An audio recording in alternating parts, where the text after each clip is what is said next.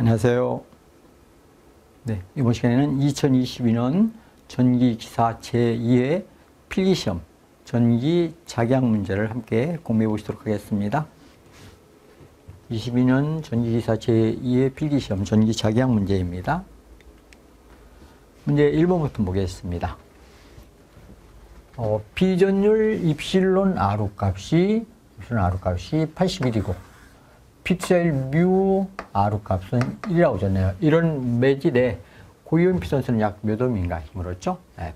입실론 R은 비유전율이고 뮤 R은 비투자율이라 줄였습니다. 그러면 어떤 매질에서의 고유 임피던스를 에타라고 쓰는데요.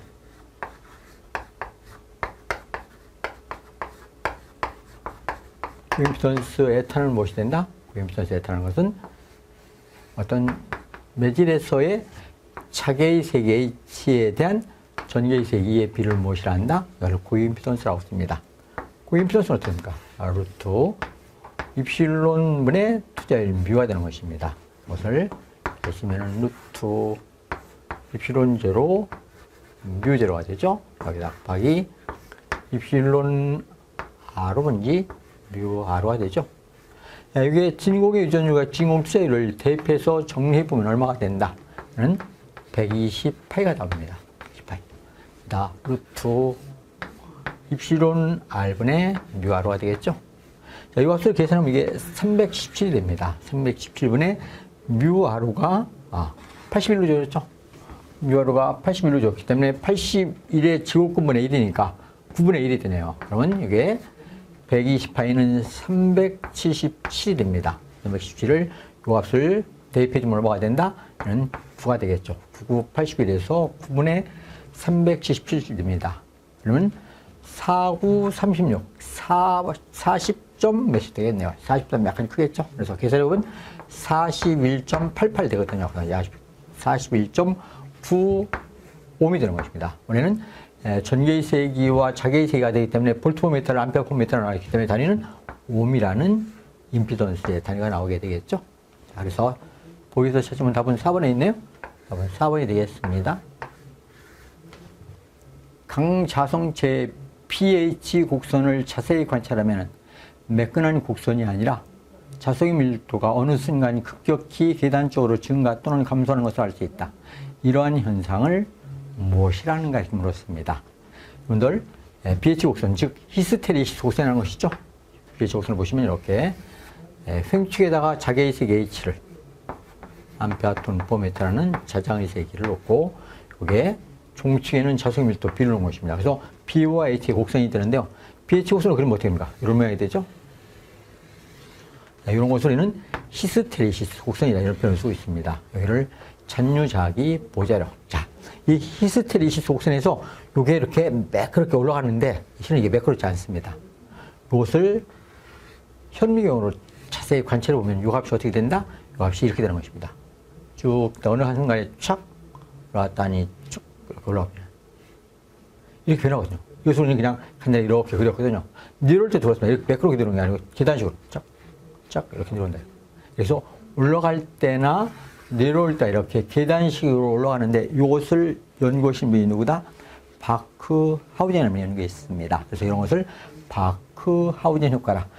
히스테리시스 곡선이 이렇게 매끄럽게 올라가는 것이 아니고 계단식으로 증가 감소하는 것을 바크하우젠이라는 연구했다. 그래서 바크하우젠 효과 이렇게 얘기하죠. 답은 3번이 되겠네요. 이제 3번 보겠습니다. 진공 중에 무한 평면도체와 디미터만큼 떨어진 곳에 선전화 밀도 람다의 무한 직선도체가 평행하게 놓여 있을 경우에 직선도체의 단위 길이당 받는 힘은 무엇이냐 이렇게 물었습니다. 우선 전기 영상법으로서 여기에 대지가 있습니다. 이 대지를 우리는 무한 평면도체라고 놓죠. 이런 무한 평면도체의 지표상에서 디미터 떨어졌다 했습니다. 그래서 높이가 디미터인 곳에 이렇게 선전화가 있습니다. 선전화를 람다로 줘줬네요. 선전화가 람다이다. 선전화 또는 선전화 밀도에서 람다 단위가 쿨롬포미터로 주어지죠. 이렇게 이 도선이 어디와 무한 평면 도선과 디미터의 간격을 이랬다 했습니다. 디미터. 자, 이럴 때 이 무한평면도체와 선전하 사이에 적용하는 힘의 세기는 얼마이냐 물었죠? 무한평면도체와 진공 중에서 무한평면도체와 선전하 사이에 적용하는 힘. 그럼 영상법에 의해서 이렇게 거리 D미터의 높이에 선전하 있을 때 영상법에 의해서 반대쪽에 뭐가 있다? 요가 크기는 똑같고 부호가 반대인 영상전하가 있다고 해석하죠? 그래서 이 무한평면도체와 대지 사이에 무한평면도체와 선전하 사이에 적용하는 힘의 세기를 구한다면 여기 무엇이 있다? 마이너스 람다라는 전하가 있죠? 높이는 똑같이 D미터 깊이에 있는 것입니다. 자, 따라서 요 선전하에서 여기는 정이 되고 여기 정이 되었고 여기는 마이너스 부가 되거든요. 영상법에 의해서 무한평면도체에 나타나는 이 영상전하가 되는데 영상전하는 항상 어떻게 된다? 영상전하라고 쓰죠? 영상전하. 실존하지 않지만 무한평면도체와 어떤 선전하 사이에 적용하는 힘의 세기를 구할 때는 영상법에 의해서 영상전하를 도입하여서 이 무한평면도체와 선전하 사이에 적용하는 힘의 세기는 이 선전하와 영상전하 사이에 적용하는 힘의 세기로 구하는 것입니다. 그래서 이 영상전하에서 요즘의 전개세기를 구하는데요. 영상전하에 의해서 요즘의 전개세기는 우리 무한직선전하인 전개세기가 되기 때문에 방향은 흡입하는 힘, 이런 방향이 되며 이 전개세기가 얼마이다? 이게 무한직선전하로부터 R미터 떨어져 있는 점의 전개의 시기는 2파이 2p론 제로 거리 R. R은 몇 미터입니까? 2d미터가 되겠죠? 그럼 2d분의 선전하미터 람다. 이게 영상전하에서 이 점에 전개의 시기 2가 됩니다. 그럼 전개의 시기 2인 곳에 선전하 람다가 있다. 그럼 전하고 받는 힘의 세기를 구해라. 그러면 단위 길이당 적용하는 힘의 세기를 소문자에 풀었습니다. 단위 길이당 적용하는 힘은 무엇이 된다? 단위 길이당 전하 선전하 밀도 람다 곱하기 전개의 세기 2하면 되겠죠? 원래 전개의 세기 2의 정의가 무엇이 된다? 전개의 세기 2의 정의는 두 전하 사이에 적용하는 힘의 세기를 무엇으로 P점에 있는 시험대로 나눠주면 되지 않습니까? 그래서 힘의 세기를 구한다면 전개의 세기 곱하기 전하면 되는 것입니다. 그래서 단위 길이당 1m당 적용하는 힘의 세기를 구한다면 단위 길이당 전하 곱하기 전개의 세기를 해주면 되겠죠? 그래서 이거 전개의 세기 구해놨으니까 요 람다만 대입하면 되겠죠? 그래서 2파이 2p론 제로 2d가 되니까 2는 4가 됐죠? 4파이 2p론 제로. 높이가 h일 때는 h를 쓰고 지금 d미터 떨어졌다 했으니까 d분의 람다에다 람다가 다시 곱해줬으니까 람다에 제곱이 되겠죠? 그래서 힘은 흡입하는 힘이며 단위 길이당 적용하는 힘 뉴턴 퍼 미터라는 이런 힘의 세기를 얻을 수가 있습니다. 그래서 보기에서 찾으면 답은 3번이 되겠네요? 3번이 되었습니다. 평행 극판 사이에 유전일이 각각 2p론 1, 2p론 2인 유전체를 그림과 같이 채우고 극판 사이에 일정한 전압을 걸었을 때 두 유전체 사이에 적용하는 힘은 이렇게 물었습니다. 자, 이게 극판입니다. 극판이 있고 여기도 극판이 있죠? 여기에 유전체가 채워져 있습니다. 여기에는 유전일 2p론 아닌 유전체, 2p론 아닌 유전체가, 여기는 유전일 2p론 2인 유전체가 놓여져 있죠? 이랬을 때 여기에 V볼트의 전위차를 가해서 상단부에는 정의 전하가 하단부에는 마이너스 V의 전하가 나타났다 이런 얘기입니다. 이럴 때 항상 전기력선 어디서 나와? 정에서 나와 V로 진행되고 전개가 이렇게 진행됩니다. 수직으로 이 경계면에 수직으로 전기가 입사하죠? 입사하는 전개. 불절은 전개. 불절하지 않죠. 수직으로 입사할 땐 불절 전개 이트라고 씁니다. 이럴 때 요 두 유전체가 접해 있는 면을 경계면이라고 쓰는데요. 경계면 또는 접선이라고 쓰는데 이 경계면에서 단위 면적당 적용하는 힘의 세기는 맥스웰의 응력에서 이렇게 배우셨죠? 맥스웰의 응력에서 힘 F는 단위 면적당 적용하는 힘입니다. 이때 수직으로 입사할 때는 무엇이 같다? 전속의 밀도가 같죠. 그래서 입시론 1 곱하기 2와는 무엇이 된다? D1화 되고 입시론 2 곱하기 2 도면은 D2가 되는데 수직으로 입사하면 전속의 밀도는 연속입니다. 크기가 같죠. 이래서 힘의 세기를 볼 때는 어떻게 된다? 2분의 1 입시론 2분의 1 작은 것을 앞에서 넣어야 됩니다. 작은 것으로 나눠주는 게 크죠. 큰 것으로 나눠주면 돼요. 입시론 2분의 1분의 마이너스 입시론 1분의 1 이렇게 빼주는 것입니다. 항상 전속의 밀도는 같기 때문에 D의 제곱이라는 경계면에서 이게 단위 면적당 적용하는 힘의 세기 뉴턴이 됩니다. 뉴턴 퍼 미터의 제곱이 되죠.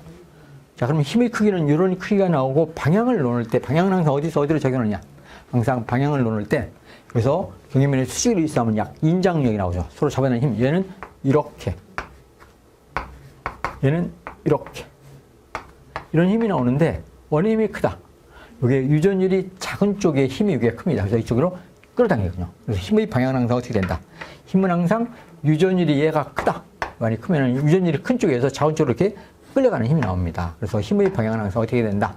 유전율이 큰 쪽에서 작은 쪽으로 작용하더라. 그럼 여기서 A, B, C, D가 있죠? 여기를 어디로 줬습니까? 여기를, 이것을 A 방향, 여기를, 여기 A 방향으로 됐네. A 방향, 여기는 D 방향, 여기는 C 방향, 여기는 B 방향으로 되겠죠? 여기 B 방향. 자, 그래서 이런 방향으로 작용하니까 뭐가 된다? B 방향으로 작용하더라. 답은 2번 있네요. 그래서 여기서 답을 찾으면 2번이 답이 되겠습니다. 수직으로 이렇게 작용하죠.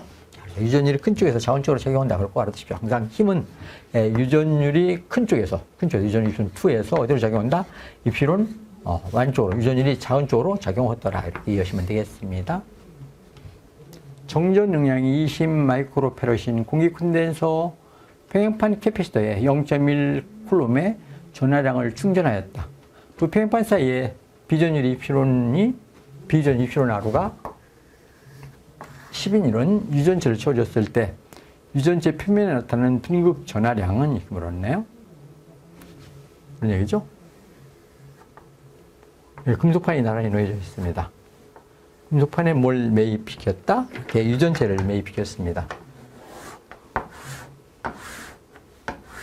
그러니까 V볼트의 전위체를 가지면 어떻게 된다? V볼트의 전위체를 가지면 이 금속판에는 정의 전하가, 이 금속판에는 마이너스의 V의 전하가 나타나죠. 이래서 전개의 방향이 이렇게 진행되며 전개체가 이렇게 진행되고, 그러면 분극 전하에 의해서 아까 플러스 마이너스 동향이 같은 위치에 있었는데 이 정의 전하에 의해서 정의 전하에 가까운 쪽의 유전체 표면은 무엇이? 마이너스의 V의 전하가 나타나고, 오른쪽에는 여기가 V가 있으니 이쪽에는 플러스의 전하가 나타나게 됩니다. 이렇게 플러스 마이너스 이렇게 분리되어 나타난다. 이것을 분극이라고 하군요. 그럼 분극의 색이 여기는 마이너스 Q 플라임입니다. 이거보다는 조금 작은 값이 되는 것이 Q 플라임이 나오고, 여기는 부 옆에는 뭐가 있다? Q 플라임에서 정이 나오거든요. 요 전하량 크기는 얼마이냐 이렇게 물었습니다. 유전율이 비전율이 11대 유전체 표면을 채웠을 때 유전체 표면에 나타나는 분극 전하량을 구하라고요. 분극 전하량은 무엇을 쓴다? 무엇을 얘기합니다. 예, 유전체 표면에 나타나는 분극 전하량은 어떻게 되는가? 자, 그럼 우리 분극의 세기라는 것이 있는데, 분극의 세기를 폴러리제이션에서 마이너스에서 플러스로 진행되는 분극의 세기가 있거든요. 폴러리제이션 P는 무엇이냐? 이 분극의 세기를 P로 쓰며, 이건 중요한 식이 되죠. 분극의 세기를 P로 쓰는데요. 분극을 폴러리제이션에서 P로 쓰면 여기 백담수입니다. 크기만 놓는다면 분극의 세기는 무엇이 된다? 크기만 놓는다면은 유전체 표면에 나타나는 분극 전하량을 유전체 표면적 면적의 수로 나눠준 단위 면적당 분극 전하량을 무엇이라 한다? 분극의 세기라고 씁니다. 이 분극의 세기를 산출해 보면 얼마가 된다? 즉 입시론 제로 비전율 입시론 R로 쓸까요? 입시론 R을 마이너스 1 곱하기 전개의 세기가 되는 것입니다. 이게 가해준 전개의 세기가 곱해지면은 분극의 세기가 되겠죠? 그러면은 분극 전하 Q'을 구하는 것인가? Q'은 어떻게 된다? 면적이 곱해지죠? 그럼 전개하시면은 이렇게 됩니다. 입시론 제로 곱하기 입시론 R에다가 전개의 세기 2. 여기다 면적이 X로 올라왔으니까 면적의 X로 곱해주면 되겠죠? 면적의 X. 마이너스. 여기는 입시론 제로만 있죠. 입시론 곱하기 2가 됐죠? 2 곱하기 S. 이렇게 되겠습니다. 그럼 요 값이 무엇이냐면 이게 전속의 밀도 D가 됩니다. 전속의 밀도 D. 전속의 밀도에다 면적을 곱해주니까 무엇이다? 전체 이 금속판에 분포되어 있는 전하량이 되는 것입니다. 그래서 금속판 표면에 나타나는 전하량 Q 마이너스. 얘는 입시론 제로분의 2 곱하기 SA니까 여기다 똑같은 수로 곱해서 나눠줘서 등식은 상관이 없죠? 변함이 없죠? 여기다 같은 수 입시론 R로 나눠주고 여기다 입시론 R 곱해줘도 그 등식은 변함이 없죠? 그럼 입시론 제로 입시론 R 2 하면은 전속밀도 D 곱하기 면적이니까 Q가 되는 것이죠. 그럼 입시론 R분의 Q가 되는 것입니다. 분극, 비유전율 입실론 R분의 전하량 Q가 되겠죠. 자, 그러면 주어진 값을 그대로 넣어주면 되겠죠. 전하량 Q를 그냥 뺄 거예요. Q는 놓고 1 마이너스 입실론 R분의 1이 되었습니다. 자, 전하량은 얼마나 하겠습니까? 0.1로 줘줬죠? 0.1 곱하기 1 마이너스 비전율은 10이라고 드렸습니다. 비전율 10, 10분의 1이 됐죠. 그럼 10분의 1은 0.1이 됐죠. 0.1 빼니까 0.9가 됐네요. 0.9 곱하기 0.1이니까 0.09가 되겠네요. 전하량이니까 다니는 쿨럼이 되겠죠. 그래서 유전체 표면에 나타난 분극 전하량은 0.09 쿨럼이 되었다. 답은 3번에 있네요. 3번이 되겠습니다.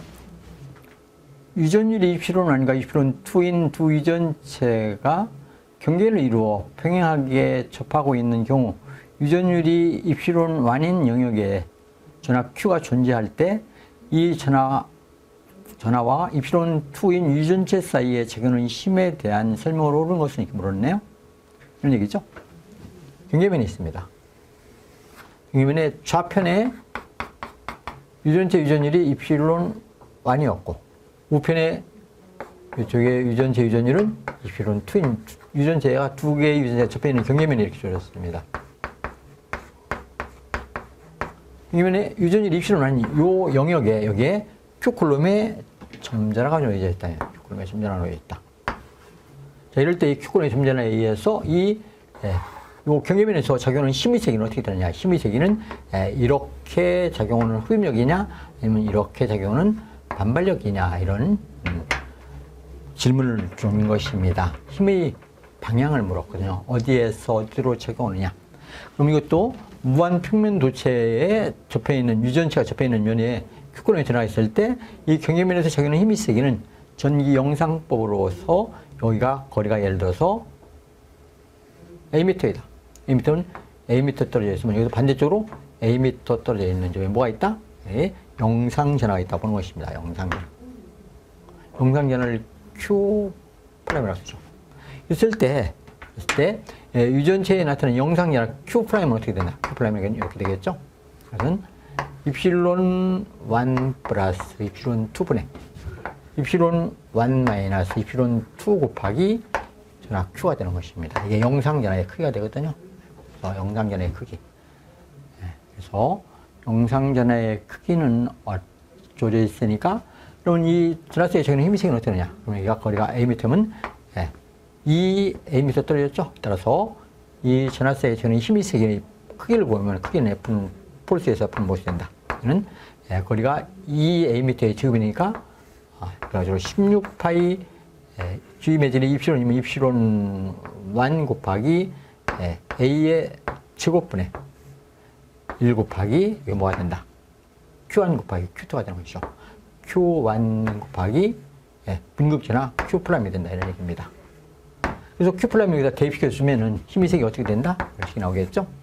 16파이 입시론 1 A 제곱분의 Q를 쓰고 이걸 여기다 대입하면 되겠죠. 는 입시론 1 플러스 입시론 2분의 입시론 1 마이너스 입시론 2가 되겠습니다. 이렇게 해서 여기는 뭐가 된다? Q의 Q가 되시죠? Q값이 어쩌면서 Q로 된 것입니다. 그래서 Q의 제곱이 되고 힘의 크기가 이렇게 되는데, 자, 얘는 힘의 방향을 표시할 때, 이게 만약 힘의 크기를 산출했을 때 힘의 크기가 마이너스이면 흡입하는 힘이 되고, 만약 얘가 플러스가 되면은 서로 반발력이 나오거든요. 그래서 요 크기에 따라서 그 흡입력과 반발력이 달라지는데 뭐가? 입시론 1이 크다. 입시론 1이 크면 어떻게 됩니까? 입시론 1이 크면 어떻게 된다? 힘이 플러스 나오죠. 그러면 입시론 1이 좀 플러스가 되니까 힘은 반발력이 되는 것입니다. 동종의 전하가 되기 때문에. 그래서 입실론 1 값이 입실론 2 값보다 크면은 반발력.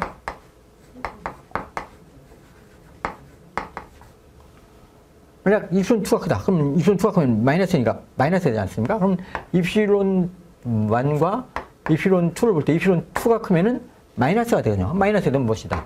흡입하는 힘이 나온다. 흡입력. 이렇게 표현하는 것입니다. 이래서 보기에서 찾으면은, 보실까요? 1번, 입시론 1 값이 입시론 2보다 클 경우에는 반발력이 작용한다. 1이 2보다 크면 반발력. 그럼 1번이 답이 맞는 답이 되겠네요. 그렇죠? 1번이 맞는 답이 되겠습니다. 그래서 만약 입시론 2가 더 크다. 그럼 무엇이 된다? 흡입력이 나오더라. 이렇게 이해하시면 되겠습니다. 답은 1번이 되겠습니다. 단면적이 균일한 환상철심의 권수 100K 의 코일과 곤수 400개인 B 코일이 있을 때 A 코일의 자기 인덕 전수를 4헨리라 하면 두 코일의 상호 인덕 전수는 몇 헨리인가 물었네요. 환상 철심이죠? 그럼 환상 솔레노이드 이렇게 주어진 것입니다. 환상 철심이 이렇게 주어져 있고 철심에 뭐가? 곤선이 감겨 있습니다. 곤선이 1차 코일에 곤선이 이렇게 감았고 1차 코일의 곤수를 NO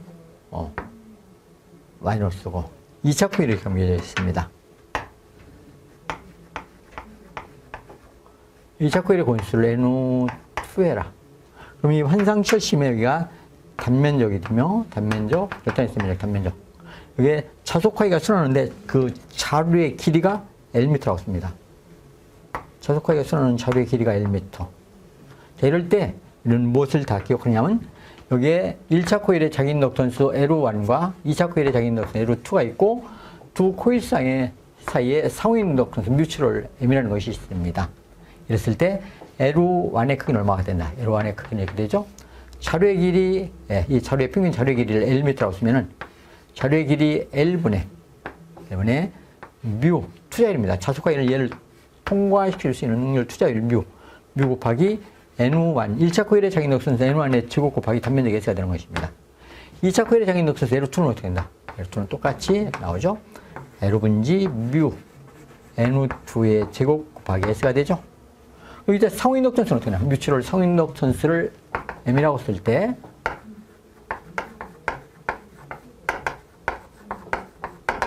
뮤추럴에서 M으로 쓰거든요. 그럼 상호 인덕턴스는 유설 자속, 이렇게 밖으로 세워놓은 자속 없다고 가정해 놓으면 상호 인덕턴스는 무엇이 된다? 이렇게 되는 것입니다. 자루의 길이 L분지 투자율 뮤. 그래서 1차 코일의 곤수 N1, 1차 코일의 곤수 N1이죠. 또 2차 코일의 곤수 N2에 곱이 되는 것입니다. 자기 인덕턴스들은 자기 곤수의 제곱인데 반해서 상호 인덕턴스는 나의 코일의 곤수와 상대방 코일의 곤수의 곱 곱하기 면적 S가 되는 것입니다. 이게 상호 인덕턴스가 되거든요. 자, 그럼 여기서 이런 같은 식을 곱해주고 나눠줘도 그 등식은 변함이 없죠. 여기다 N1을 곱해주고 N1을 나눠줘도 그 등식은 변함이 없죠. 그러면 L분지 뮤 N1 제곱이 됐죠, S. 그럼 이게 자기 인덕턴스 L1이 되겠죠? 그럼 자기 인덕턴스 L1 곱하기 N1분의 N2라는 그런 상호 인덕턴스로 쓸 수 있습니다. 여기 1 제곱에서 나왔기 때문에 뮤 N2가 남죠. 그래서 N1분의 N2가 되는 것입니다. 자, 자기 인덕턴스 얼마나 배웠습니까? 1차 코일의 자기 인덕턴스는 4헨리이고 1차 코일의 곤수는 100K인 A 코일이었죠. 1차 코일의 곤수를 A 코일. 2차 코일의 곤수는 B 코일에서 400K가 줬습니다. 그래서 1차 코일의 곤수는 100K, 2차 코일의 곤수는 400K로 줘줬습니다. 그러면 공 2개 주어지니까 4, 4, 16이 되네요. 16헨리라는 인덕턴스로 줄 수 있죠. 자, 그래서 답은 16헨리에서 답은 4번에 있네요. 답은 4번이 되겠습니다. 문제 8번 보겠습니다. 평균 자루의 길이가 10cm, 평균 단면적이 2cm 제곱인 환상 솔레노이드의 자기 인덕턴스를 5.4mH 정도로 하고자 한다. 자, 이때 필요한 코일의 곤수는 얼마인가? 코일의 곤수를 구하랬습니다. 철심의 B 투자율은 15,000으로 줬네. B 투자율 뮤 R 값은 얼마가 된다? 15,000이 됐다. 이런 얘기. 이렇게 적겠죠. 자, 그러면, 어떤 솔레노이드의 자기 인덕턴스는 어떻게 된다? 좀 전에 얘기했죠? 자기 인덕턴스는 항상 자루의 길이 L분지, 투자율 뮤, N의 제곱, S. 이게 1차 코일의 자기 인덕턴스라고 쓸 수 있습니다. 여기에서 뮤라는 것은 어떤 자성체 철심이 있으면 자루의 길이 L분지 투자율 뮤0, B자율 뮤R 1차 코일의 곤수 N의 제곱 곱하기 S가 되거든요. 그래서 이 곤수를 구하니까 여기 넘어가서 여기다 곱해주고 거기 지구권을 씌워주면 되겠죠. 따라서 코일의 곤수 N는 것입니다. 인덕턴스 N에다가 요걸 와서 곱해주는 것입니다. 요걸 곱해주면 이렇게 되겠죠. 진공 투자율 B 투자율 S분의 L가 되는 것입니다. 진공의 투자율 B 투자율 뮤 R 곱하기 S분의 L가 되었습니다. 요새 제곱이었으니까 크기를 원하면 제곱근을 씌워주면 되겠죠. 이렇게 해서 여기 주어진 값을 그대로 대입만 시켜주면 되겠습니다. 자기 인덕성은 얼마나 줬냐면 약 5.4mm했니죠?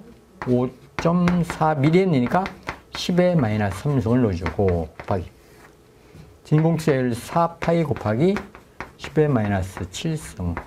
빚자율은 15,000을 줄였습니다. 빚자율 뮤하로는 15,000이 되었다. 15,000이 되었죠? 15,000 곱하기 면적. 면적 S는 단면적이, 평균 단면적이 2cm의 제곱이 되었네요. 그럼 2cm니까 2 곱하기 cm를 미터로 쓰면 어떻게 된다? 곱하기 10의 마이너스 4승원 단위가 cm가 되겠죠? 미터 제곱이 되겠죠? 그럼 미터의 제곱이 되었고, 길이가 10cm. 그럼 10 곱하기 10의 마이너스 2승을 해주면 cm가 미터가 되었습니다. 이것을 뭘 해준다? 제곱근을 주어주면 되겠죠? 이것은 이제 계산기로 누르시면 되겠네요. 눌러보면은 약 얼마가 나온다? 12 정도가 나올 것입니다. 12라는 이런 크기가 나오겠습니다. 그래서 권수는 12회가 주어졌다. 답은 2번에 있죠? 2번이 답이 되겠습니다. 문제 9번 보겠습니다. 투자율이 μ/m, 단면적이 Sm의 제곱, 길이가 1m인 자성체의 본선을 N에 감아서 I한테 전류를 흘릴 때 이 자성체의 단면적이 S를 통과할 때는 자속은 얼마인가 이렇게 물었습니다. 이런 얘기죠? 어떤 철심이 있습니다. 철심이 있고 여기다 코일의 권선을 이렇게 감았습니다.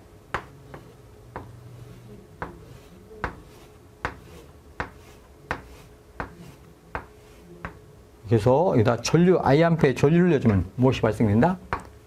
이렇게 I암페의 전류가 흐르게 되면은 앙페리 오르나서 측에서 이렇게 전류하니까 이런 방향으로 뭐가 생깁니까? 자계 H, 자속이 발생되겠죠? 자계 또는 자속이 이렇게 진행되는 것입니다. 이 철심 내부에 자속 화이 값을 구하라 하는 문제이죠? 자, 그러면 자기회로의 오미법칙이라는 것이 있습니다. 자기회로의 오미법칙이 무엇이냐? 여기 코일의 전체 코일의 권수가, 그러면 권수가 N회이다. N회이고, N회. 철심의 단면적이 S미터의 제곱입니다. 면적은 S미터의 제곱. 요 자루의 길이가, 길이 1m의 자루의 길이가 L미터이다. 자속화의 순환할 수 있는 길이 L미터의 자루의 길이가 주어졌죠. 그리고 요 자속화율을 투과시킬 수 있는 능률이, 이 철심의 투자율이 μ/m입니다. 투자율을 항상 μ로 쓰죠. μ/m라. 자, 이럴 때 요 자속화에는 어떻게 되냐? 자기적 에너지 흐름 자속 웨버가 되는데요. 자속화에는 어떻게 된다? 자속화에는 이게 자기율의 오미법칙입니다. 자기율의 오미법칙은 무엇이냐? 자속화에는 자기저항 R로 마그넷 분의 기자력 F가 되는 것입니다. 결국에는 자기회로의 오미법칙이라고 해서 자기저항분의 기자력이 되는 것입니다. 그러면 자기저항, 저희는 항상 투자율 단면적분의 길이 L가 자기저항이며 기자력은 코일의 권수 N 곱하기 I가 무엇이 된다? 기자력이 되는 것입니다. 암페어톤.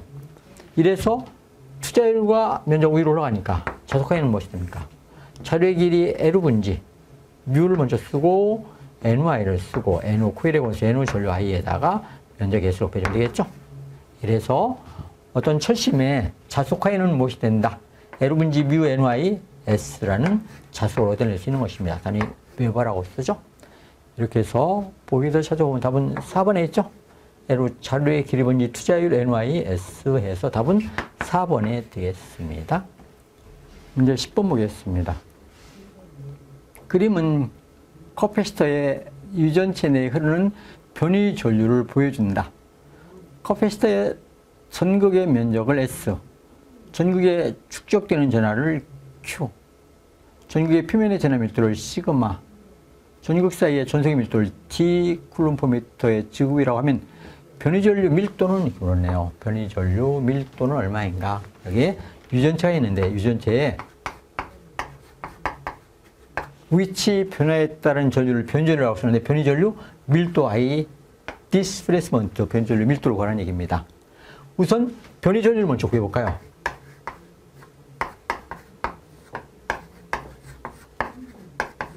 변이 전류는 I에다 디스플레이스먼트, 위치 변화했다는 전류라서 D를 첨부시키거든요. 첨자. 암페어가 됩니다. 그럼 변이 전류는 우리 전류의 정의에 의해서 똑같은 것입니다. 시간당 미분기를 써서 편미분기를 씁니다. 라운드 T분의 라운드 사이라. 원래는 전하의 이동인데 전하가 이동이 유전자는 전하 이동이 없거든요. 그러면 전하 이동 원래는 이게 전류의 정의 아닙니까? 단위 시간 동안의 전기량 이동. 전기량 이동이 없기 때문에 전기량 대신에 뭘 쓴다? 전속 푸사이로 쓸 수 있습니다. 항상 뭘까? 전하와 전속은 같은 것이죠. 그래서 변이 전류는 단위 시간 동안의 전속의 변화를 우리는 무엇이라 한다? 변이 전류라 쓴 것입니다. 그러면 전속은 무엇이 됩니까? 전속은 라운드 T분의 라운드 T. 전속의 밀도 곱하기 면적하면 전속 푸사이 되겠죠. 항상 전속 푸사이는 무엇이 된다? 전속 푸사이라고 쓰는데요. 푸사이는 무엇과 같다? 전속은 전하와 같고 무엇이 된다? 전속의 밀도 곱하기 면적이 되겠죠. 이게 전속의 정의거든요. 자, 따라서 변이전류가 이게 전류 암페어가 되는데 그럼 변이전류 밀도를 구하라. 변이전류 밀도를 구하면 요 변이전류 무엇으로? 면적의 수로 나눠지면은 변이전류 밀도가 되겠습니다. 따라서 변이전류 밀도라는 것은 소문자로 써서 이렇게 I로 쓰던가 또는 J로도 씁니다. 소문자 I, 벡터함수니까 볼드체로 썼습니다. 따라서 변이전류 밀도는 무엇이 된다? 변이전류 밀도는 무엇을? 변이전류 I 디스플레이스먼트를 무엇으로? 면적의 수로 나눠진 것이죠. 그래서 면적의 수로 나눠진 거하고 써지죠. 그래서 무엇이 된다? 변이전류 밀도는 라운드 T분의 라운드 D. 그래서 전속 밀도의 시간적 변화를 뭐라 한다? 변이전류 밀도 암페어 퍼 미터의 제곱이라고 쓰는 것입니다. 자, 그래서 답을 쳐주시면 되겠죠? 라운드 T분의 라운드 D에서 위에서 1번에 있네요. 라운드 T분의 라운드 D에서 답은 1번이 되겠습니다. 진공 중에서 점 13, X로 1, Y로 3m인 점이죠. 위치에 마이너스 2 곱하기 10의 마이너스 9쿨롬의 점전화가 있을 때 Q점. 이걸 Q점이라고 쓸까요? Q점이 그럼 P점이라고 쓰면 되겠죠. P점 1인 미터인 곳에서 1쿨롬의 점전화에 작용하는 힘은 몇 뉴턴인가? 1쿨롬의 전하에 작용하는 힘이 세기를 구하했습니다. 힘을 벡터로 물었네요. 이런 얘기죠. 여기가 Q점에 Q쿨롬의 전하가 있습니다. Q쿨롬의 전하가 있는데 전하가 얼마이다? Q쿨롬의 전하 크기가 마이너스 2 곱하기 10의 마이너스 9승 쿨롬이 되었죠. 이런 점 전하가 있을 때 그래서 P점, 거리 R미터 떨어진 P점에서 여기다 플러스 1쿨롬이라는 단위 정전을 놨을 때 이 단위 정전하고 하는 힘이 세게 여기가 마이너스니까 여기는 정전화가 있죠.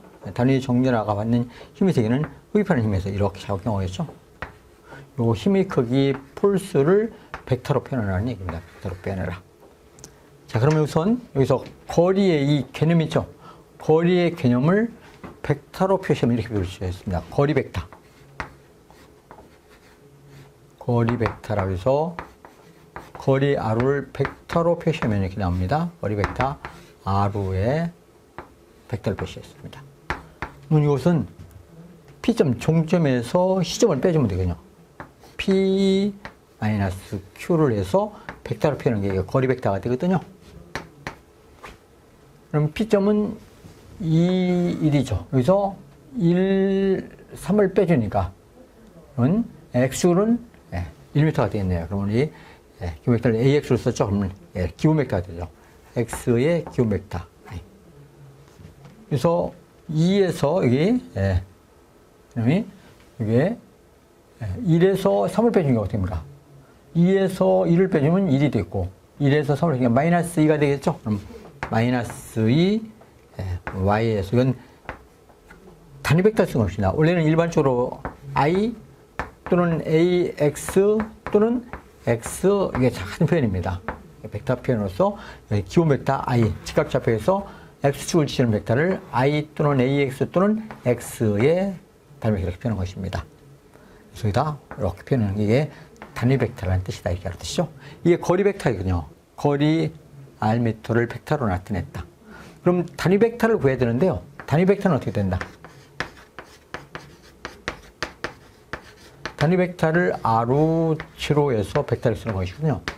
그럼 거리 벡터는 무엇을 쓴다? 네, 단위 벡터는 항상 거리 R의 절대값 분의 벡터. 그래서 우리는 단위 벡터 크기는 1입니다. 자, 그래서 요 거리 벡터는 1과 2가 되니까 1의 제곱 플러스 2의 제곱의 합을 해서 제곱을 해주니까 루트 5가 됩니다. 절대값은 거리 벡터의 크기는 얼마가 된다? 5가 됐다. 5의 제곱권을 주어준 것이죠.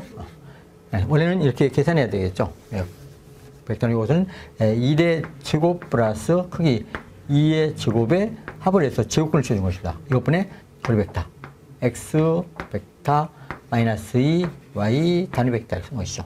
그래서 2는 4 플러스 1이니까 얼마가 루트 5가 됐죠. 그래서 이게 바로 단위 벡터가 되는 것입니다. 5분의 x 벡터 마이너스 2 y 벡터 쓴 것입니다. 예, 크기는 1이고 방향만을 표시는 단위 벡터가 되겠습니다.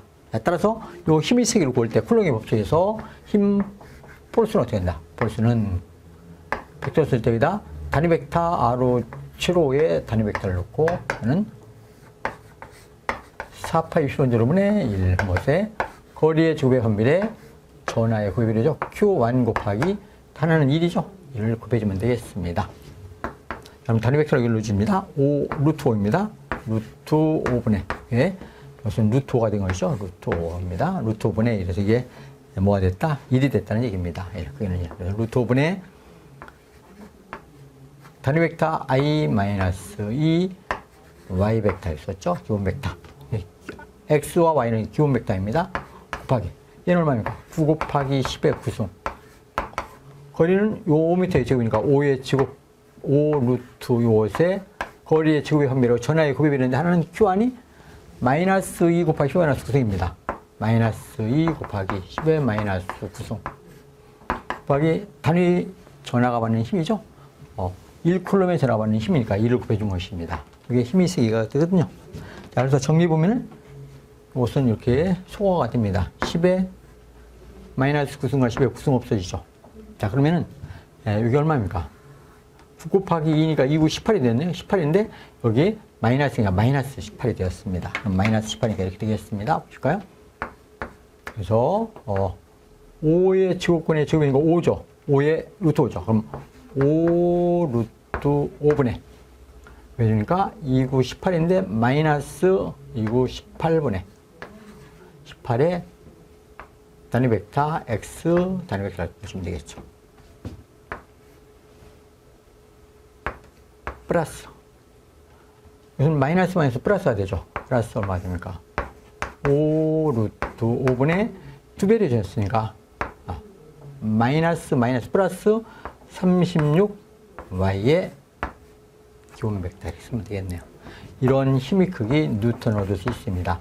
1쿨럼이 받는 힘의 세기이기 때문에 당연히 뉴턴이 되겠죠.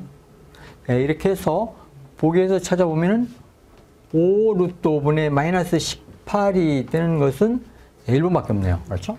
마이너스가 되는 게 마이너스밖에 없지 않습니까? 그래서 1번 5 루트 5분의 마이너스 18x 5 루트 5분의 36y 기본 벡터에서 답은 1번이 되겠습니다. 그래서 어떤 쿨링의 법칙을 벡터로 표현하는 유형입니다. 이제 2번 보겠습니다. 이제 12번. 정전능량이 C0 마이크로페르신 평행판에 공기 캐패시터가 있다. 두 극판 사이의 극판과 평행하게 절반을 비전율이 입시론 R인 유전체로 채우면 캐패시터의 정전 용량은 이렇게 물었네요. 이런 얘기죠.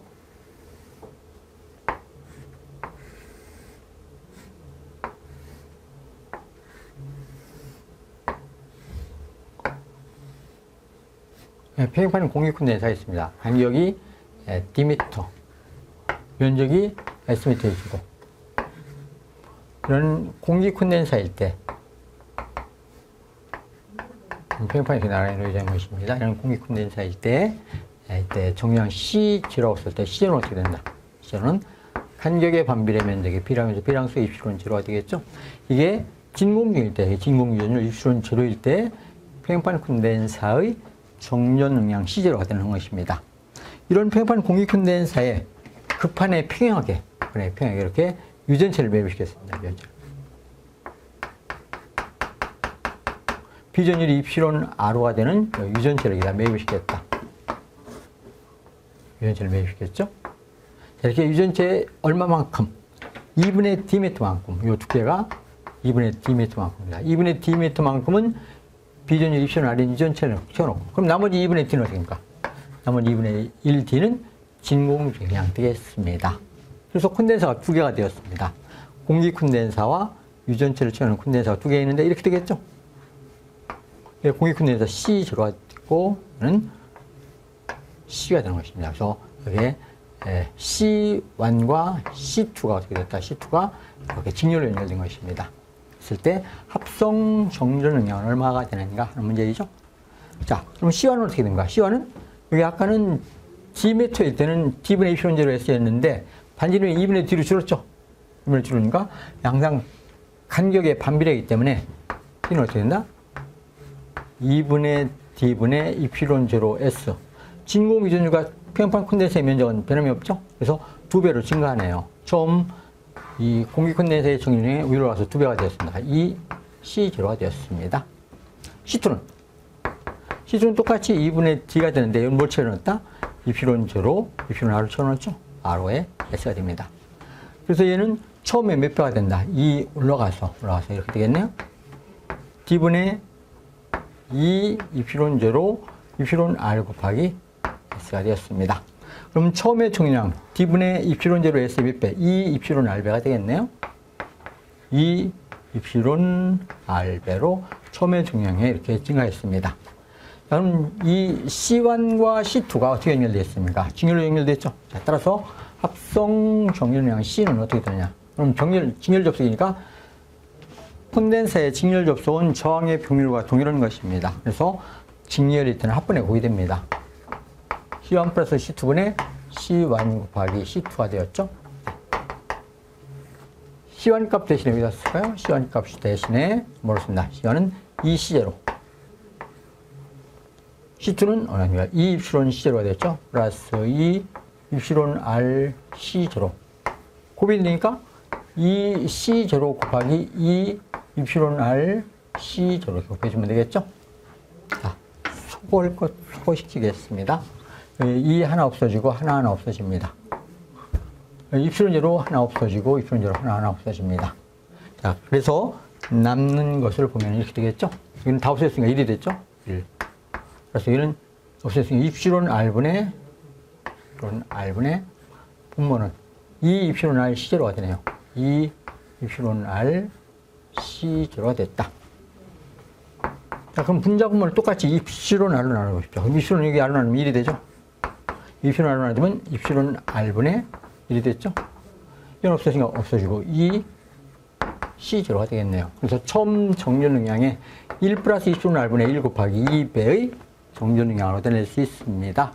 보기에서 찾으면 답은 3번에 있네요. 그림과 같이 점 0을 중심으로 반지름이 Am인 구도체 1과 안쪽에 반지름이 Bm이고 바깥지름이 Cm인 구도체 2가 있다. 이 도체의 전위계수 P 완환의 값은 그러네. P 완환의 값이라. 이게 안에 있는 도체 반지름 Am이며 완도체 밖에 있는 도체 내경이 Bm, 외경이 Cm 이걸 투도체라고 적었습니다. 이랬을 때 전위계수 P 완환의 값은 어떻게 되느냐? 이 전위계수 P 완환을 구하라는 문제입니다. P 완환은 이런 게 P 완환이죠. 그래서 이게 완도체라고 했을 때 완도체의 전위를 V 완볼트라고 씁니다. 그럼 완도체의 전위 V 완은 무엇이 된다? 완도체의 전위 V 완은 P 완환 곱하기 완도체 전압 Q1 플러스 P12 곱하기 투도체 전압 Q2. 그래서 완도체 자기 자신의 전하에 의한 전위를 나타내고 투도체 전하에 의한 유도체의 전위를 구하는 게 바로 무엇이 된다? 완도체의 전위라. 여기서 뭘 구하라? 요 P 완환 값은 얼마이냐? 그러면 요것만 구하면 되겠죠? 이것을 무엇이 된다. 자, 여기는 전하는 생각하지 않고 여기에 혼자 Q콜롬에 전하가 있을 때, Q1콜롬에 전하가 있을 때 완도체에 자기 자신의 전하에 의해서 유도체의 전위는 어떻게 되느냐. 그러면 무한히 먼 곳으로 또는 단위 정렬 여기까지 운반이 오는데 소요되는 일이 바로 C점의 전위 VC가 됩니다. 그럼 VC점의 전위는 어떻게 된다? Q콜롬의 전하로부터 Cm 떨어지고 거리가 Cm 떨어졌죠. 그럼 Cm 떨어져 있는 점의 전위는 이렇게 되죠. 4파이프론제로 C분의 Q1 이 완도체의 전하가 Q1 쿨럼이 있거든요. 자기 자신의 전하에서 요점의 전위. 도체가 되기 때문에 요점의 전위나 요점의 전위 같습니다. 그러니까 VC점의 전위나 VB점의 전위로 다 같다. 따라서 요점의 전위에다가, 즉 C점의 전위에다 뭘? 두 점사의 전위차를 더해주면 무엇이 된다? VA점과 B점의 전위차를 더해주면 무엇이 된다? 요도체의 전위가 되겠죠. 그래서 4파이프론제로 C분의 Q1 플러스 4파이프론제로 Q1 곱하기 AB 두 점사의 전위차니까 A분의 1 마이너스 B분의 1. 이게 두 점사의 전위차 VAB가 되고 요점의 전위 VC점의 전위가 여기 같다겠죠? 그럼 VC점의 전위에다가 전위차만 더해주면 무엇이 된다? 이게 완도체의 전위가 되겠습니다. 그럼 이게 Q1 공통이니까 밖으로 빼내서 정리해주면 어떻게 된다? 이렇게 되겠죠? 4파이 이프론 제로분의 Q1은 놓고 1. 여기는 A분의 1 마이너스 B분의 1 여기는 C분의 1이 됐죠. C분의 1 플러스 C분의 1 곱하기 Q1에 했는데 Q1 공통인수 Q1이 공통인수 쓰지 않습니까? 이렇게 따라서 이게 바로 무엇이 된다? 요 값이 전위계수 P11을 나타내는 값이 됐더라 이런 얘기입니다. 자, 따라서 전위계수 P11은 무엇이 된다? 4파이 진공이면 진공의 유전율을 쓰는 것이며 G 매질 유전체를 처리했을 때 그냥 유전율을 넣어주면 되는 것입니다. 그럼 이거 유전율을 조졌네 전부 다. 그래서 이건 유전율로만 쓰면 되겠습니다. 이건 진공의 유전율은 진공일 텐데 유전체일 때는 유전율만 써서 4파이 Q분의 1 A분의 1 마이너스 B분의 1 플러스 C분의 1을 찾으시면 4번에 답이 있죠. 답은 4번이 되겠습니다. 자기의 세기를 나타내는 단위가 아닌 것은 그렇습니다. 자기의 세기를 나타내는 단위를 물었죠. 우선 자기의 세기 H는 무엇이 된다? H라는 것은 두 자석 사이에 저는 힘의 세기 뉴턴을 무엇으로 자극의 세기 웨버로 나눠주면 무엇이 된다? 원래 자장의 세기 H가 되거든요. 자기의 세기, 이 자기의 세기 단위를 묻는 문제입니다. 그럼 이 자기의 세기 단위를 보려면은 이런 기본식들을 좀 알아두시면 좋습니다. 물리학에서 얘기는 1워크는 무엇이 된다? 1워크는 힘 곱하기 변위거든요. 힘과 변위의 내적이 되겠죠. 전기양분은 QV가 됩니다. 정의만 QV가 되겠죠. 쿨럼 곱하기 볼트가 1이 단위, 줄이 되는 것입니다. 그래서 1줄이라는 단위는 무엇이 된다? 힘 곱하기 미터, 뉴턴 미터라고 쓰죠. 쿨럼 곱하기 볼트. 이게 전부 다 1의 단위가 됩니다. 이런 것을 쿨럼은 암페어 세크가 되는. 그럼 볼트 암페어 세크. 이 웨버의 단위가 무엇인지 아십니까? 웨버. 자속화의 단위가. 자속화는 항상 무엇이 된다? 자속화는 ET라고 씁니다. ET. 기절력 2 곱하기 시간 T. 전자유도에서 이 기절력 2는 무엇이 된다? 마이너스 방향을 뜻하며 시간 델타 T분의 델타 파이가. 이게 바로 기절력 2 아닙니까? 그래서 ET 오면은 무엇이 된다? 자속화의 웨버의 단위가 됩니다. 그래서 웨버라는 단위는 무엇이 된다? 웨버라는 단위는 볼트 세크라고 쓸 수 있다는 얘기입니다. 자, 이런 개념들을 잘 이해하시고, 그럼 이 단위 H를 보는 것입니다. H 자기의 세기 단위는 무엇이냐? 자기의 세기 단위는 뉴턴 미터가 되겠죠. 뉴턴 웨버가 되겠죠. 뉴턴 웨버. 이게 자기의 세기 자입니다. 웨버. 단위가 하나 있고, 그 다음 메타로 그려주면 뉴턴 곱하기 미터를 웨버로 나눠준 것이죠. 메타분의 1. 메타랑 곱해주고 나눠졌으니까 등식은 변함이 없죠. 그러면 뉴턴 곱하기 메타가 무엇이 됐습니까? 줄이 됐죠. 줄. 얘는 웨버로 나눠주니까 무엇이 된다? 웨버가 볼트 세크이니까 볼트 암페어 세크를 볼트 세크라니까 암페어 퍼 미터로 되겠네요. 그렇죠? 이게 줄을 웨버로 나눠주면 이게 암페어 되고 암페어 퍼 미터. 뭐 터는 있어도 좋고 생략해도 됩니다. 암페어 퍼 미터로 쓸 수 있죠. 여기다 같은 단위로 한번 헨리로 곱해볼까요? 여기다 헨리로 곱해주면 어떻게 되겠습니까? 여기는 헨리 곱하기 미터. 헨리가 무엇인가? 헨리는 인덕턴스의 단위가 인덕턴스의 단위는 무엇이냐? 헨리라는 단위를 보시면 인덕턴스의 단위는 무엇이 된다? 헨리라는 단위는 I분의 N5가 인덕턴스 헨리거든요. 그래서 요 헨리라는 단위를 보시면 이 인덕턴스 단위 헨리는 무엇이 된다? 헨리라는 것은 암페어 곱하기 웨버입니다. 웨버가 헨리가 되거든요. 그래서 여기다 헨리 곱해주고 여기다 암페어 퍼 웨버를 곱해준 것이죠. 여기다 암페어인데다 여기다 밑에다가니 헨리, 여기다 헨리인 암페어 퍼 웨버를 곱해줬다 이게 암페어분의 웨버. 그럼 암페어 필요 없어지니까 이렇게도 쓸 수 있네요. 헨리 미터분의 웨버 이렇게 쓸 수도 있습니다. 그래서 자기의 단위는 이렇게 뉴턴 포 웨버 또는 암페어 미터 또는 웨버 포 헨리 포 미터 이렇게 표현할 수가 있다 이런 얘기입니다. 자, 이래서 보기에서 찾으면 어떻게 되겠습니까? 암페어 미터 있죠? 네, 암페어 미터 여기 적어져 있습니다. 뉴턴 웨버 있죠? 뉴턴 웨버 적어져 있죠. 웨버 포 헨리 미터 있죠? 웨버 포 헨리 미터. 그럼 다 있네요. 1, 2, 4번이 있는데 이런 단위는 없습니다. 없기 때문에 답은 3번이 되겠습니다. 자기의 세기의 단위가 아닌 것은 3번이 되겠습니다. 좀 복잡하죠? 단위들을 전체를 잘 이해하셔야 됩니다. 그림과 같이 평행한 무한장 직선의 두 도선이 I암페어와 4I암페어의 전류가 각각 흐른다. 이 두 도선 사이에 P점에서의 자기의 세기가 H가 자기의 세기가 0이라면은 A분의 B, B분의 A는 이 B는 어떻게 되느냐 하는 문제입니다. 그래서 I암페어 흐르고 있고 여기는 4I암페어 할 때 이 점에서, 이 P점에서 자기의 H가 0이 됐다는 얘기입니다. 0. 이 전류에서는 앙페르의 온난소치에서 자기의 H1이 어떻게 된다? H1이 크로스방이 됩니다. 이 전류는 이렇게 전류가 위로 올라가니까 나오는 방이 되겠죠? 이 전류에서 이 점의 자기 세기는 나오는 방입니다. 얘는 H2가 되죠. 그럼 뭐야? H1과 H2가 하나는 들어가고 하나 나오니까 크기만이 같아지면 이 점의 자기 0이 되겠죠? 그러면 H1은 어떻게 된다? 그래서 Am 떨어져 있는 점의 자기의 세기 H1이라는 값은 2파이 A분의 I가 되겠습니다. H2는 이 전류의 자기 4A니까 얘는 2파이 B미터분의 4I가 되겠죠? 그럼 이 크기와 이 크기가 같을 때 어떻게 된다? H1 크기와 H2의 크기가 같을 때가 자기 세기가 0이 되는 것이니까 크기가 같아지는 어떻게 된다? 얘와 같은 것이니까 쓰면 되겠죠? 2파이 분의 I는 이코로 2파이 B분의 4I가 돼야 되겠죠? 이래서 여기에 2파이 I 없어집니다. 그럼 뭐가 됩니까? A분의 1호는 B분의 4가 되었네요.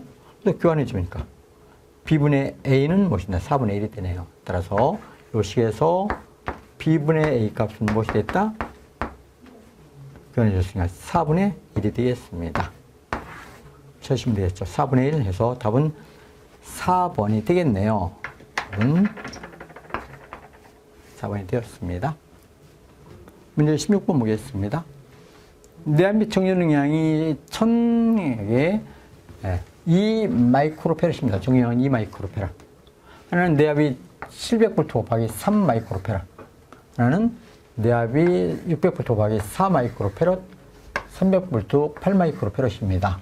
이런 4개의 캐패시터를 C1, C2, C3, C4를 4개 콘덴사를 이렇게 직렬로 C1, C2, C3, C4를 이렇게 직렬 연결하고 여기에 전압을 서서히 가해봅니다. V볼트에 전압을 가해서 이 전압을 서서히 높여준다. 이게 가변 전압이죠. 이럴 때 제일 먼저 파괴되는 카패시터는 이렇게 물었습니다. 먼저 팡 터지는 콘덴사가 있거든요. 제일 먼저 누가 터지느냐. 우선 이렇게 보시면 됩니다. 여기에 각 콘덴사를 직렬로 연결했을 때 각각 이 콘덴사에 축격되는 전기량은 동일합니다. T1 콘덴사의 전하 C2, C3, C4가 전부 다 동일하다는 얘기예요. 직렬일 때는 전하가 동일합니다. 저항을 직렬로 연결하면 전류가 동일하죠. 콘덴사를 직렬로 연결하면 무엇이 다 일정하다? 여기에 축격되는 전기량이 전하가 전부 다 동일합니다. 그러면은 전하는 동일한 전하이니까 요 그릇이 가장 작은 쪽에 콘덴사 가장 먼저 넘칩니다. 전하가 넘쳐. 전하가 넘치면 그게 팡 터지는 겁니다. 파괴되게 되어 있습니다. 콘덴사가 자기의 능력 이상의 전하를 계속 공급해주면은 저런 파괴돼서 팡 터져버립니다. 제일 먼저 넘친다는 게 파괴된다는 뜻이군요. 그럼 전하를 담을 수 있는 능력은 항상 무엇이다? 항상 Q는 무엇이 된다? Q는 12가 되는 것이. 그래서 C라는 정전 능량을 얘기하고 V는 내압. 이 콘덴사가 견딜 수 있는 전압인 내압이거든요. 정전 능량 곱하기 내압이 무엇이 된다? 그 콘덴사가 전하를 축적할 수 있는 능력입니다. 그럼 각각 4개 내압과 정전을 다 줬죠. 그래서 Q 곱하기 C를 해서 Q 곱하기 C. 여러분 C1 콘덴사가 전하를 축적할 수 있는 능력이 1000 곱하기 2가 됩니다. 저는 얘는 2000이 됐네요.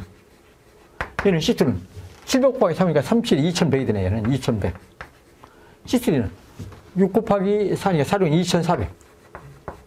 이런 전하를 축적할 수 있습니다. 얘는 38, 24. 얘도 2400 전하량을 축적할 수 있다. 이거.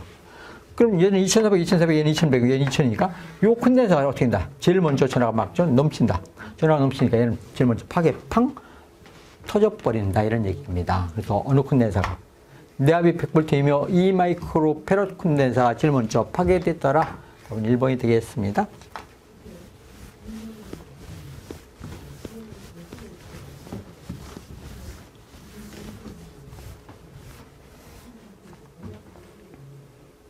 이제 17번 보겠습니다. 반지름 2m, 건수가 120회인 원형 코일 중심에 자기의 세기를 30A/m/m로 하면은 원형 코일에 몇 암페의 전류를 흘려야 되는가 물었습니다. 건수가 120회라고 되네요. 그럼 이런 원형 코일이 되는 것이죠. 이런 원형 코일에 I암페의 전류를 흘려줄 때, I암페일 때 원형 코일 중심점에서 자기의 세기가 된다? 반지름 2m일 때 이 중심 요점에서의 자기의 이렇게 되니까 크로스 방향이 되겠죠? 원형 코일 중심점에다 중을 쓰는 것입니다. 요점에서의 자기의 세기를 구하라. 여기 코일의 권수가 몇 회 감겠다. 코일에 한 번, 두 번 해서 권수 N우가 120회를 감았습니다. 권수 N우는 120회를 감았다. 자, 이럴 때 이런 중심점에 자기의 세기 H는 원형 코일 중심점에 자기의 세기는 어떻게 된다? 중심점의 자기는 2A분의 NU I가 됩니다. 원래 자기의 세기 단위가 무엇입니까? 암페어톤 퍼 미터이죠? 암페어톤 퍼 미터 해서 조류 단위가 암페어, 콘수 단위 톤 퍼 반지름 단위 메타에서 단위와 식이 거의 같은 것입니다. 자, 그럼 지금 뭘 구하는 문제입니까? 전류를 구하는 것이죠? 전류 구하면 여기 넘어가면 되겠네요. 따라서 이 원형 코일에 흘려줘야 할 전류 값은 어떻게 된다? I 값은 자기 H에다가 N분지 2A를 주면 되겠죠? 곱하기 N분지 2Am를 대입하면 되겠습니다. 자기의 세기는 30A/m이고 30 곱하기 코일의 건수는 120회가 되었고 2 곱하기 반지름이 몇 m이다? 반지름이 2m라고 줘줬습니다. 그래서 2를 넣어주면 되겠죠. 그러면 4분의 120이니까 얼마 됩니까? 4분의 120은 30이 됐네요. 이게 30. 그럼 30분의 30은 1이 되겠네요. 전류를 몇 암페어를 주면 된다? 1암페어에 전류를 흘려주면 자기의 세기가 얼마가 된다? 30A. 한번 볼까요? 자기 H는 2 곱하기 반지름 2m이죠. 전류 I가, N우가 얼마입니까? N우가 120. 전류 I가 1A를 줬다. 그럼 자기 세기 얼마가 됩니까? 4분의 120이 되어서 가는 1A입니까? 1A를 주면 어떻게 됐다? 4분의 120이니까 30A/m가 되겠죠? 그래서 답은 1A를 찾으시면 되겠습니다. 1번에 있죠? 문제 18번 보겠습니다. 내구의 반지름이 5cm, 외구의 내지름이 B가 10cm이고 공기로 채워진 동심구형 카패시터의 정전 능량은 약 몇 피코페럿인가 이렇게 물었습니다. 이렇게 된 그림이죠. 내측도체의 반지름이 10cm가 되고 그 측도의 내경이 20cm로 줬죠. 내경이 5cm, 10cm로 줬네요. 여기는 내측도의 반지름이 5cm, 외경이 10cm. 바깥은 필요 없습니다. 바깥은 10m는 필요 없습니다. 이건 뭐 어느 값을 줘도 상관없거든요. 자, 이럴 때 이 내측 도체와 이 외측 도체 사이에 동심 구형 콘덴사이죠. 이 동심 구도체의 정전 영향 C는 어떻게 되느냐 이렇게 물었습니다. 공기로 처리했으면 여기는 진공중 입시론 재료입니다. 따라서 이런 동심부용 콘덴사의 정량 C는 암기하시고 계시죠? A분의 1 마이너스 B분의 1분의 4파 입시론 7호, 공기중대 입시론 7호가 됩니다. 이런 것은 이렇게도 쓰죠. 4파 입시론 7호 곱하기 B 마이너스 A분의 A 곱하기 B가 됩니다. 이것을 정리해서 놓으려면 이렇게 되겠죠. 이 값은 얼마가 됩니까? 얘는 9 곱하기 10의 9승분의 1이 되죠. 얘는 9 곱하기 10의 9승분의 1죠. 곱하기 B가 10cm니까 10, 실은 메타로 오시면 0.1이 됩니다. 0.1m 마이너스 0.05m니까 0. 이렇게 쓰면 됩니다. 그냥 B 10cm 마이너스 5cm B 마이너스 A분의 이는 5 곱하기 A 곱하기 10. 그럼 단위가 얘들이 센티미터니까 단위가 여기 센티미터가 있고 여기 센티미터에 제곱이 됐군요. 곱이 됐군요. 그럼 단위가 10의 마이너스 2승만 해주면 단위가 미터로 환산된 것입니다. 그래서 이것만 계산하면 되겠죠? 자, 그러면은 10 마이너스 5니까 5가 되죠. 5 지워지네요. 그럼 이게 10의 마이너스 1승이다. 이 5일로 하니까 10의 마이너스 9승이 됐죠. 그럼 10의 마이너스 10의 10승이 되네요. 그러면 9분의 10의 마이너스 여기에 1승에다 10승이죠. 그럼 10승이니까 100 곱하기 10의 마이너스 12 쓰면 되죠. 10승에다 100의 중에 12승으로 쓰면 되겠죠. 그래서 100을 구나주니까 얼마가 됩니까? 11.1이 되겠네요. 그렇죠? 11.1 곱하기 10의 마이너스 12승.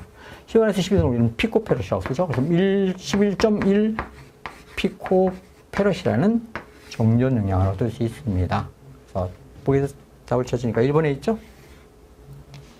자성체 종류에 대한 설명으로 옳은 것은 이렇게 물었네요. 자성체의 종류. 자성체는 이렇게 분류할 수가 있습니다. 자성체는 크게 나누면 이런 자성체로 나누어지죠. 자성체, 자화될 수 있는 물질을 자성체라고 하는데 여기 N극의 자석이 있습니다.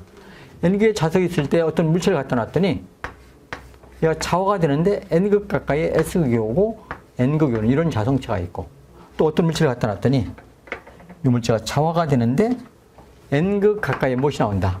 N극이 나오는 이런 물체도 있습니다. 자화되는데 N극 가까이에 N극이 나오고 S극이 나오는 이렇게 자화되는 물체가 있거든요. 이런 자성체는 두 종류로 나눠집니다.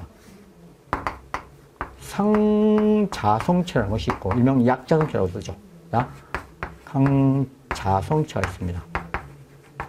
이런 자성체를 우리는 반자성체라고 씁니다. 이렇게 자화되는 물체를 서로 반발력이 작용하죠. N극과 N극 반발력 밀어내는 힘, 반자성체 또는 역자성체라고 쓰죠. 역자성체 같은 얘기입니다. 얘들 대표적인 것은 상자성체는 일반적으로 공기, 알루미늄, 백금 이런 것이 상자성체가 되고 강자성체는 철, 니켈, 코발트입니다. 철, 니켈, 코발트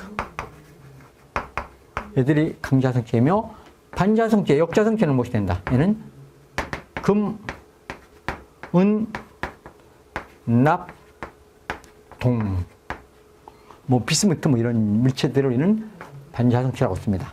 얘들의 비트셀, 뮤, R 값이 있거든요, 뮤, R. 뮤, R 값이 있는데 이 상자성체는 비트셀이 얼마가 된다? 비트셀이 약 1보다 약간 큽니다. 예를 들어서 알루미늄 같은 경우. 알루미늄 비트셀이 얼마가 된다? 알루미늄 비트셀은 1.0000 이 정도가 됩니다. 1보다 약간 큰 값을 갖죠. 비트셀이 1보다는 약간 크다. 강자성체는 철 같은 경우는 수만 갑니다. 수만. 많게는 포머리드 같은 경우는 20만 가까이 나오죠. 그러면 수만에서 약 2만. 규소광 같은 경우에 비트셀이 얼마가 된다? 규소광 같은 경우는 7,000에서 8,000 정도가 됩니다. 1보다 매우 큰 값을 갖죠. 반자성체 대표적인 동인데 동의 비트셀 뮤R은 어떻게 되나? 얘는 0.99991이 됩니다. 1보다 약간 작은 값을 갖는 것입니다. 그래서 상자성체, 강자성체, 반자성체 이렇게 비트셀로 구별할 수가 있습니다. 그리고 여기서 자화율은 어떠냐? 자화율. 자화율이라는 것은 자와의 세기를 제로 쓰는데 자와의 세기는 무엇이 된다? 뮤제로 뮤s 마이너스 1 곱하기 h가 자와의 세기입니다. 그래서 자와의를 카이라고 쓰는데 이걸 뭐라고 쓴다? 카이 곱하기 h로 쓰거든요. 그래서 자와의 카이는 여기다 마그넷을 붙여줬습니다. 자성체의 자와이라서 마그넷을 생략하는 경우도 있거든요. 붙여놨으니까 쓰겠습니다. 그래서 자성체의 자와이로는 무엇이 된다? 자성체 자와이는 이것이 자와이로 되거든요. 뮤제로 뮤 R로도 쓰고 S로 씁니다. 그래서 뮤 R로 썼으니까 뮤 R로 쓸까요? 첨자는 R로도 쓰고 S로도 쓸 수 있습니다. 네, 우리 여기서는 전부 다 R로 많이 썼다. R 마이너스 1. 자, 이래서 자와율이 자성체의 종류에 따라서 이 값이 1보다 크면 강자성체와 상자성체는 얘가 플러스가 됩니다. 1보다 크죠. 근데 반자성체는 얘가 1보다 작죠. 1보다 작으니까 마이너스 1을 해주니까 1보다 작은 것은 마이너스니까 얘는 반자성체는 어떻게 된다? 반자성체의 자율 카이 마그넷은 무엇이 된다? 는 마이너스가 되죠. 0보다 작은 값이 되겠습니다. 자, 그래서 강자성체와 상자성체는 자율 카이 마그넷이 0보다 크고 반자성체는 카이 마그넷이 0보다 작은 값을 갖더라. 자, 보기를 보실까요? 1번 카이 마그넷. 자율은 0보다 크면은 역자성이다. 그렇습니다. 0보다 작으면은 역자성이죠. 카이가 0보다 작으면 상자성체다. 아니죠. 상자성체는 얘가 1보다 크기 때문에 0보다 커야 됩니다. 그래서 이것도 틀렸네. 작으면 아니고 커야 되죠. 틀렸고 얘도 틀렸습니다. 틀렸고. 그럼 뮤아로 비자율이 1보다 크면은 비자성체이다. 비자성체는 1보다 큰 것이 아니고 1이 되는 것입니다. 비자성체 자화되지 않는 것이죠. 그럼 자화되지 않을 때는 이게 1이면은 1이면은 1-1이 0이 되지 않으니까 자화되지 않죠. 그래서 비자성체는 비자율이 얼마가 된다? 1이 돼야 됩니다. 그럼 4번이 틀렸겠네요? 네, 4번이 맞겠네요? 보십시오. 뮤아로 비자율이 1보다 작으면은 역자성체이다. 맞죠? 반자성체, 역자성체 같은 얘기인데 금은 납통 동중에서 대표적인 것이 0.999인데 전부 다 애들이 1보다 작은 값을 갖는 것입니다. 그래서 비자율이 1보다 작은 값을 가지면 역자성체, 반자성체라 이렇게 이야기하고 있습니다. 답은 그래서 4번이 바른 답이 되겠습니다. 이제 20번 보겠습니다. 구좌표계에서 라플라시안 R의 값은 얼마인가 이렇게 물었네요. 단 R의 값은 X제곱 플러스 Y제곱 플러스 Z제곱의 제곱근으로 주어졌죠. 그래서 구좌표계라고 했는데요. 구좌표계에서 라플라시안 R의 값을 구하라. 그러면 라플라시안 R는 그런 것입니다. R는 이 값이 어떻게 되냐면 구좌표에서 변수를 보시면은 변수는 변수가 반지름 R과 각도 세타와 각도 또 하나의 각도 파이 이렇게 세 개의 변수로 이미점을 표시하는 좌표계를 구좌표계라고 쓰거든요. 반경과 각도 세타와 각도 파이 세타 세 가지로 변수를 갖는 좌표계를 구좌표계라고 씁니다. 그럼 구좌표계에서 라플라시안이라는 값을 모시면 라플라시안은 이렇게 되는 것입니다. 라플라시안이라는 것은 일반적으로 좀 복잡하죠. 복잡하죠. 그래서 이렇게 한번 이해하시면 되겠습니다. 특수한 경우이니까요. R의 제곱분의 1 라운드 R분의 라운드. 그래서 R의 제곱 라운드 R분의 라운드 R분의 라운드 R. 여기에서 요 R들은 요 R는 하나의 요 R라는 값을 미분하는 미분교화됩니다. 그래서 이 R 값은 바로 요 값을 이야기한다 이해하시면 되겠죠? 이런 값이 R 성분에 대한 값입니다. R 성분에 대한 값이고 그다음에 세타 성분의 값은 이렇게 됩니다. R의 제곱분의 사인 세타분의 1 그렇고 이게 라운드 세타분의 라운드 이게 사인 라운드 세타분의 라운드 R 값을 세타로 비교해 주는 것입니다. 이게 플러스 다시 파이 성분이 있거든요. 이것은 R의 제곱분의 사인 제곱 세타분의 1이 되죠. 1에 라운드 5분의 라운드 5의 제곱분의 라운드의 제곱 R가 되겠습니다. 이것이 구좌표계에 대한 라플라시안 R의 값에 대한 계산 요령입니다. 여기에서 지금 변수가 뭔만 줘졌다? R만 변수로 줘졌죠? R만 변수로 줘졌기 때문에 여기 어떤 R을 각도 세타로 미분하면 이게 0이 됩니다. 0이 되면 이런 값이 0이 되어서 값은 0이 되죠. 이 값이 0이 되고 여기서도 파이라는 각도로 R을 두 번 편미분해 주는 것이고요. 그럼 이것도 상수가 되기 때문에 0이 되죠. 그래서 요 값과 요 값은 전부 다 무엇이 된다? 제로가 되었습니다. 그럼 결과적으로 라플라시안 R은 무엇이 된다? 라플라시안은 R 소문만 존재하지 않습니까? 그러면 R의 제곱분의 1 라운드 R분의 라운드 R의 제곱 곱하기 라운드 R분의 라운드 R 그랬죠? 이것만 계산하면 되겠습니다. 자, 따라서 요 R 값을 R로 미분해주면 얼마가 됩니까? 요 R 값을 R로 미분하니까 1이 되겠죠? 1. 그럼 1이 됐으니까 R의 제곱을 다시 R로 미분해주네요. 그럼 R의 제곱을 R로 미분해주니까 이렇게 되겠죠? R의 제곱분의 1 곱하기 R의 제곱을 R로 미분해주니까 2R가 됐죠. 따라서 R의 제곱분의 1 곱하기 2R이니까 어떻게 되겠습니까? 여기 R 하나 소거되고 R 하나 소거되니까 무엇이 된다? R분의 2가 되겠네요. 자, 따라서 라플라시안 R 값을 구좌표계로 표현했을 때 값은 어떻게 된다? R분의 2가 되어서 보기에서 찾으면 답은 2번에 있죠? 네, 답은 2번이 되겠습니다. 네, 이렇게 해서 전기작약, 전기기사의 제2의 문제, 20문제를 함께 공부해 보셨습니다. 고생하셨습니다.